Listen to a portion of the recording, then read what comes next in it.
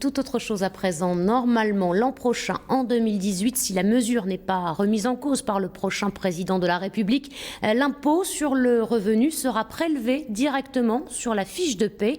C'est ce que l'on appelle l'impôt à la source. Et c'est le thème de notre chronique Vos droits ce midi. Avec vous, Maître Xavier Sénès, vous êtes avocat, fiscaliste au barreau de Bordeaux. Bonjour. Bonjour. Alors il y a plein de questions autour de cet impôt à la source. Par exemple, la première, est-ce que la déclaration d'impôt va disparaître ? Non, la déclaration ne disparaîtra pas. Elle servira de base de calcul annuel au prélèvement à la source.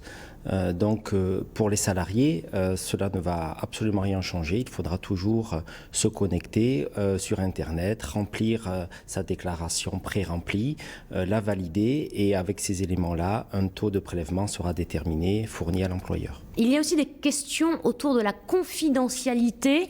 Les gens se disent finalement, mon employeur va connaître ma situation. Bon, c'est une question légitime.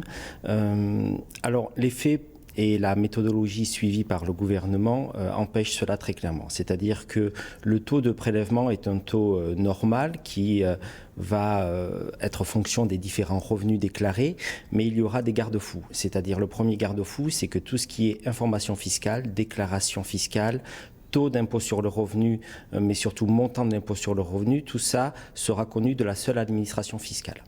Ensuite, il sera possible, et ça il faut que les salariés le sachent, d'opter pour deux types de prélèvements un peu plus neutres, notamment le taux qui sera appelé neutre, où là ne seront pris en compte que les salaires versés par l'employeur et non pas les autres revenus du salarié, ou alors le taux que l'on pourra qualifier de différencié lorsqu'il y aura des différences de salaire importants au sein d'un couple.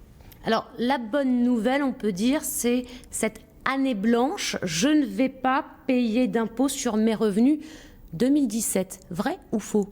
Partiellement vrai, c'est-à-dire que sur les revenus qu'on appelle récurrents, c'est-à-dire les salaires, les pensions de retraite, voire les loyers récurrents, effectivement, vous ne paierez pas d'impôt sur les revenus au titre de 2017. Par contre, sur les revenus exceptionnels, du style plus-value sur les actions, plus-value immobilière, à ce moment-là, il y aura un impôt sur le revenu payé en 2018.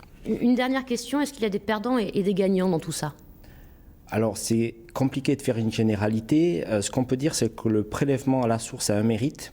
Il a le mérite de prendre en compte rapidement les différences et les modifications de patrimoine et de revenus d'un salarié. C'est-à-dire, au cas particulier, les gagnants seront les personnes qui vont être en période de chômage, qui vont connaître un départ en retraite.